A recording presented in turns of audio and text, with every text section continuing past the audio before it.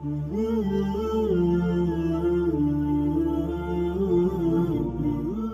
میں کالج میں تھا اس وقت سے لے کر کئی سالوں تک، حتیٰ جب ایران چلا گیا تھا کئی سال تک، میرے ساتھ ایک مشکل، اور وہ مشکل یہ تھی کہ میں جو کچھ بھی کر رہا ہوتا تھا زیادہ تر یہ سوچتا رہتا تھا لوگ کیا دیکھ رہے ہیں۔ مثلا کوئی کپڑا پہننا ہے تو میرے دماغ میں یہ آتا رہتا تھا جب میں یہ کپڑے پہنوں گا تو لوگ کیا دیکھیں گے، لوگ کیا سوچیں گے۔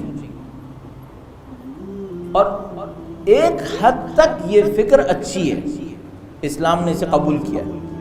مثلا اسلام کہتا ہے بھئی لباس شہرت مت پہنو، ایسا لباس نہیں پہنو کہ لوگ مڑ مڑ کے دیکھ رہے ہوں بھئی کیا پہن لیا۔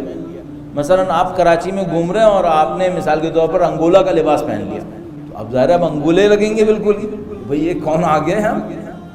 اب آپ کہیں واقعاً افریقن کنٹری انگولا میں رہ رہے ہوں اور وہاں پہ آپ ان کا لباس پہنیں تو کوئی مسئلہ نہیں ہے، وہ لباس شہرت نہیں ہے، نہ وہ لباس نعوذ باللہ میں کہہ رہا ہوں کم ہے یا گھٹیا ہے، نعوذ باللہ نہیں، ان کا لباس ہے، اچھا لباس ہے، ان کے لیے اچھا ہے۔ یہاں آپ پہنیں گے تو مسئلہ بن جائے گا، یہاں آپ ویسے ہی رہیں جیسے نارملی لوگ رہتے ہیں ویسے رہیے، اتنے کو تو اسلام قبول کرتا ہے۔ لیکن اب میں لباس پہنوں اور لباس پہن کے سوچوں اس کو بھی تو پتہ چلے کہ میں کون ہوں، ہاں یہ تھوڑی گڑبڑ ہے، یہ گڑبڑ ہے، یہ نہیں ہونا چاہیے۔ آپ اپنی کمفرٹ کو دیکھیے، آپ اپنے آرام کو دیکھیے، آپ اپنے سکون کو دیکھیے، لوگوں کو اتنی اہمیت نہ دیں کہ وہ آپ کی زندگی کو طے کرنا شروع کر دیں۔ لیکن یہ تو ہو گیا منفی سائڈ، اس میں ایک پازیٹیو سائڈ بھی ہے، بھائی لوگوں کو اہمیت بھی دینی ہے۔ مثال کے طور پر اہمیت کیسے دینی ہے؟ بہت سادہ سی بات، اس معاملے میں ایک حد تک ویسٹ میں لوگوں نے بہت محنت کی ہے، البتہ ان کے اندر ایک عجیب ٹائپ کی، بہت معذرت کے ساتھ کہوں گا، ایک عجیب ٹائپ کی منافقت ہے، وہ ایک علیحدہ مسئلہ ہے، لیکن انہوں نے اس چیپٹر کے اوپر بہت محنت کی ہے۔ کس چیپٹر کے اوپر؟ مثلا اگر وہ چل رہا ہے تو اس کو سکھایا گیا ہے کہ آپ نے مسلسل یہ سوچنا ہے کہ دوسروں کے لیے آپ کوئی مشکل نہ بنا رہے، آپ نے جو حرکت بھی کرنی ہے آس پاس کو سوچنا ہے۔ تو مثال کے طور پر آپ ایک گھر میں رہ رہے ہیں، آپ وہاں پہ میوزک سننا چاہتے ہیں تو آپ کو ذرا سوچنا ہے کہ برابر والے کو آواز جا رہی ہے نہیں جا رہی ہے، یہ آپ نے سوچنا ہے۔ آپ اپنے گھر میں کچھ جلانا چاہتے ہیں، کوڑا ہی چاہے جلانا چاہتے ہو، بلاخر دھواں تو سب کے پاس جائے گا، یہ آپ کو سوچنا پڑے گا۔ نہیں سوچیں گے تو وہ شکایت بھی کرے گا، لیکن پہلی ذمہ داری بغیر شکایت کے آپ کی ہے کہ آپ سوچیں۔ ڈرائیونگ میں بھی ایسا ہی ہے، آپ ہر جگہ گاڑی نہیں کھڑی کریں، قانون کے بھی خلاف ہے، جرمانہ بھی ہوگا، نہیں بھی ہو کم سے کم آپ خیال کریں پیچھے والوں کے ساتھ کیا ہو رہا ہے۔ اچھا یہ چیپٹر ہم لوگوں کی آبادیوں میں بہت ہی کمزور ہے، بہت ہی کمزور ہے۔ اچھا ہم لوگ اس معاملے میں چھوٹی چھوٹی باتوں سے لے کر بڑی بڑی باتوں تک نہیں سمجھ پاتے دوسرے کے ساتھ کیا ہو رہا ہے۔ میں آپ کی خدمت میں نہیں عرض کر رہا ہوں، اپنے لیے بھی کہہ رہا ہوں، مسلسل اپنے کو آپ کو کہوں گا، ہم لوگ کے ساتھ ہے یہ مشکل۔ تو مثال کے طور پر آپ نے مجھ سے ایک بات کہی، میں نے ایک دم ایک ریاکشن دے دیا، جس کو کہتے ہیں منہ پھٹ ایک دم بول دیا۔ اچھا مجھے احساس نہیں کہ میرے جواب سے آپ کے دل پہ کیا گزری ہے، یہ بات صحیح نہیں ہے۔ جو بھی کام کریں اس بات کا ضرور اندازہ لگائیں کہ بھئی دوسرے کے اوپر کیا گزر گئی، اس کو اتنا بھی نہ کریں جیسے میں نے مثال میں کہا میں ہر لباس پہنتے وقت سوچ رہا ہوں دوسرا کیا سوچ رہا ہے، دوسرا کیا سوچ رہا ہے، یہ بھی صحیح نہیں ہے، وہ غلط بات تھی۔ لیکن ایک پازیٹیو چیز ہے، وہ کیا ہے؟ دوسروں کا خیال کریں۔ اتنے دین اسلام نے ہمیں حقوق بتائے ہیں، اور رسالت الحقوق نام کر کے اس زمانے میں ہمارے ائمہ نے ہمیں حقوق اور رائٹس کے بارے میں بتایا جب دنیا رائٹس پہچانتی نہیں تھی۔ لیکن بدقسمتی ہمارے ساتھ یہ ہو گئی کہ جہاں دین کی دوسری تعلیمات ہمیں سمجھ میں نہیں آئی، یہ تعلیمات سمجھ میں نہیں آئی، اور ہمارے معاشرے جو تھے وہ اس سے بہت دور رہ گئے۔ اب چھوٹے چھوٹے کاموں میں اللہ کی خاطر، نہ دنیا کی خاطر اور بندوں کی خاطر، نہیں اللہ کی خاطر اس بات کو سوچنا شروع کر دیں کہ میرے ساتھ والوں پہ کیا گزر رہی ہے۔ یقین مانیے ایک تو یہ کہ آپ کے تعلقات انسانوں سے بہت بہتر ہو جائیں گے۔ شروع میں تھوڑا رگڑنا پڑے گا، وہ کیوں؟ آپ 25 سال کے بعد سوچنا شروع کریں گے کہ دوسروں پہ کیا گزر رہی ہے، وہ ابھی بھی نہیں سوچ پائے گا۔ شروع میں تو تھوڑا رگڑنا پڑے گا، لیکن بعد میں زندگی بہت اچھی ہو جائے گی۔ کب زندگی اچھی ہو جائے گی؟ جب آپ اس کی خاطر نہیں کر رہے ہوں گے، اپنے سٹینڈرڈ کی خاطر کر رہے ہوں گے۔ اپنی زندگی کے لیے سٹینڈرڈز بنائیں، بہترین کام، بجائے یہ کہ ریسیپروکل ہو، وہ یہ کرے تو میں یہ کروں گا، نہیں یہ مت کریں۔ آپ اور میں اپنے تعلقات کے درمیان دوسرے کا اتنا خیال رکھیں کہ اس کے حق کو پامال نہ ہونے دیں کسی طریقے سے۔ اس سے ہماری اور آپ کی زندگی میں اتنی بہتریاں آئیں گی، اور یہیں پر ہمارا خدا کی خاطر صبر بڑھنا شروع ہو جائے گا۔ ایک واقعہ بڑا مشہور ہے، بہت مشہور واقعہ ہے امام خمینی کا، اس میں بیان کرتے ہیں۔ اب ظاہر ہے کہ یہ جو بڑے لوگوں کی شخصیتوں کی زندگی ہوتی ہے، اس کی زندگی کی ڈیٹیلز ہمیں زیادہ تر پتہ نہیں ہوتی، ہمیں تو ان کی جو پبلک لائف ہوتی ہے وہ پتہ ہوتی ہے، ان کی پرائیویٹ لائف پتہ نہیں ہوتی۔ لیکن مثلا امام خمینی کے لیے مشہور ہے، اور پتہ نہیں کتنی دفعہ میں اس کو دیکھ چکا ہوں، پڑھ چکا ہوں، کہ اس میں لکھا کہ جناب علی جب وہ نماز شب کے لیے اٹھا کرتے تھے تو کوئی اٹھے یا نہیں اٹھے وہ جوتے نہیں پہنتے تھے کہ کہیں جوتوں کی ٹھک ٹھک سے کسی کی آنکھ نہ کھل جائے۔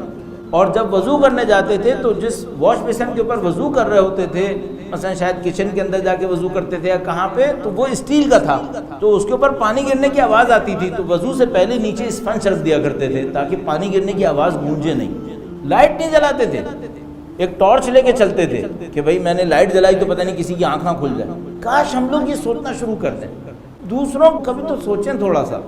یہ بیچارے جو ہماری ریکارڈنگ کر رہے ہوتے ہیں نا، کبھی کوئی ان کے سامنے کھڑے ہو کر ادھر ادھر دیکھ رہا ہوتا ہے، اب وہ اندر اندر کڑ رہا ہوتا ہے کہ بھائی میں اس کی کمر کی ریکارڈنگ کرنے تھوڑی آیا تھا یہاں، ہمیں پتہ ہی نہیں چلتا۔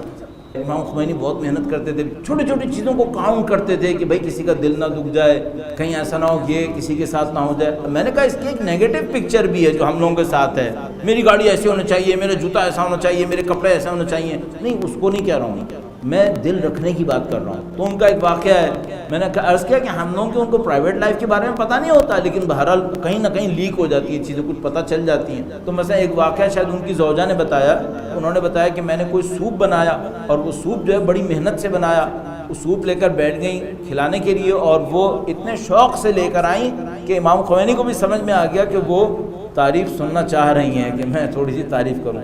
اچھا مرد جو ہے وہ تعریف کرنے کے معاملے میں کیا کوئی کنجوس اتنا کنجوس ہوگا جو مرد کنجوس ہوتا ہے تعریف کرنے کے معاملے میں؟ تو میں اپنی تمام بہنوں سے کہوں گا اس مرض کا کوئی علاج نہیں ہے، آپ لوگ نا امید ہو جائیے، یہ سارے مرد ایک جیسے ہیں، ان کے اندر جذبہ نہیں ہے تعریف کرنے کا۔